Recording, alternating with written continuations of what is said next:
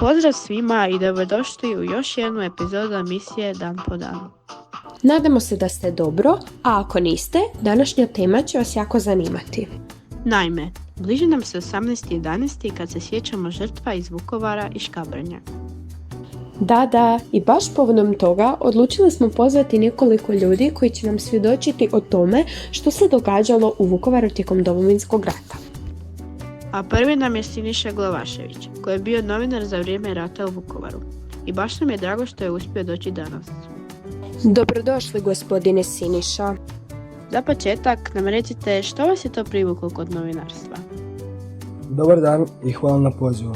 Znate kako kažu, novinarstvom se može baviti svatko uz trud i praksu, a mene je to baš i zanimalo. Kao malom mi je bilo jako zanimljivo pisati nekakva izvješća, intervjuirati ljude i slično. I tako sam od malih nogu znao da ću biti novinar. No nikad nisam pomislio da ću izvješćivati o ratu iz svog rodnog grada Vukovara. Kada je rat krenuo, zapravo sam krenuo pisati o svemu što vidim i tako su nastale priče o ratu i priče o ljubavi. A kako ste se vi nosili sa cijelom tom situacijom? Nije bilo lagano, dapače, bilo je stvarno teško gledati ako se naši branitelji muče i ostavljaju tamo svoje živote i zamislite kako mi je bilo kad sam još morao i pisati o tome.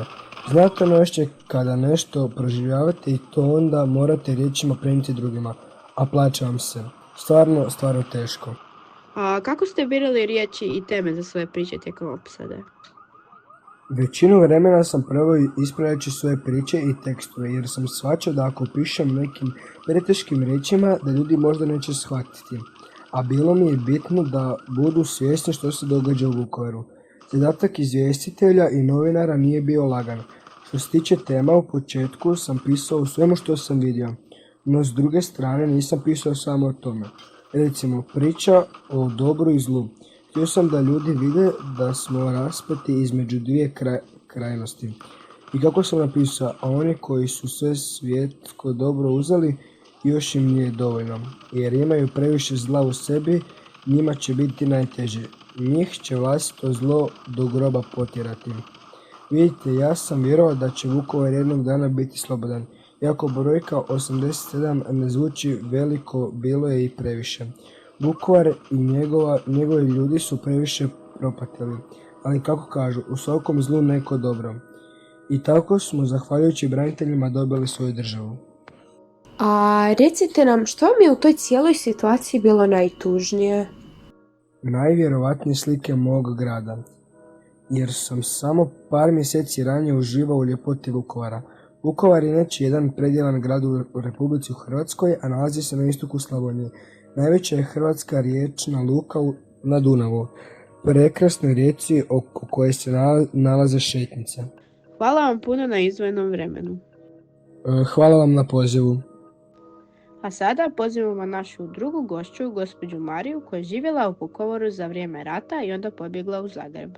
Dobro nam došli i nadamo se da ćete se osjećati kao kod kuće. Hvala vam, i ja se isto nadam. Vi ste imali koliko za vrijeme rata? Kada je rat krenuo 1991. tada sam imala nepunih 15 godina. Kako se sjećate Vukovara prije rata? Sjećam se Vukovara kao jednog preljepog grada. Sa nekih 10 godina sam bila u Zagrebu, a svake godine sam išla na more. Ali Vukovar je imao to nešto. Predivan grad na rijeci Dunav i vukovarski vodotorrent doduše nije bio tako izgranatiran. I sjećam se dugih šetnji u duboku noć po ljeti. I kako ste se osjećali kad ste čuli da su Srbi napali Vukovar? Bio je 8. mjesec i pripremala sam se za početak nove školske godine. Noć je padala negdje kasnije i išla sam spavati oko 10:30. Tata me ujutro probudio i rekao da su Srbi napali Vukovar i da ne izlazim iz kuće. Znate, prvih 40 dana se iz Vukovara moglo, ali kasnije su Srbi zatvorili onu cestu koja je vodila prema Osijeku i nije se moglo van. Mi smo pobjegli u Zagreb negdje oko 25. dana, a sveukupno je opsada trajala 87 dana. Kako su izgledali vaši svakodnevni dani tijekom opsade? Prvih nekoliko dana nisam htjela izlaziti iz sobe, no svejedno sam kroz zatvorena vrata svoje sobe čula roditelje kako pričaju baš o opsadi. Pričali su da bismo trebali otići negdje dalje dok se situacija još nije zakomplicirala. U cijelom Vukovaru mislim da je radio samo jedan dućan i on je bio, znate, kako bi se reklo, extra small.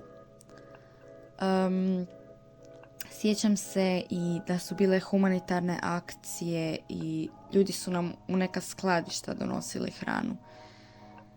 7. dana opsade moji su otišli tamo, uzeli jednu košaru u kojoj je bilo svega.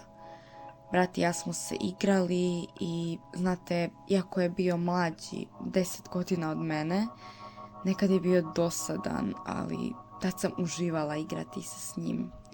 Crtali bi, igrali se i nasmijavali bi jedno drugo.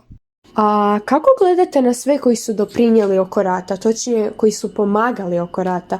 Jeste li nekome možda posebno zahvalni? Svima sam zahvalna, a pogotovo hrvatskim braniteljima koji su dali svoje živote kako bismo mi imali svoju državu. Hvala vam puno na izdvojenom vremenu što ste iz Vukovara došli do Zagreba radi ovog intervjua. Nema problema i nadam se da su vaši slušatelji nešto naučili. I evo ga, poštovani slušatelji, došli smo do kraja još jedne emisije. Hvala vam puno što ste podijelili svoje sjećanja i sad ćemo za kraj pustiti jednu pjesmu Stoji grad.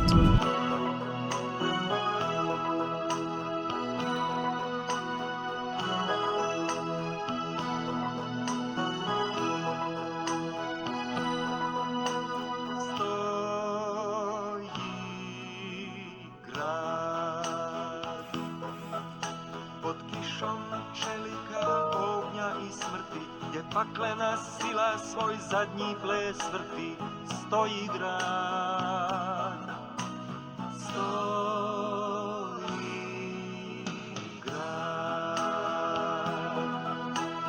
Vječan ko narod ponosno stoji i posljednje dane dušmanu broji. Vukovar, Vukovar, iz majčinog krika sloboda se rađa i uskoro bijela zapovjed će lađa do sunca. Iz krvi bola niknuće cvijeće i nikada narod zaboravit neće Vukovar.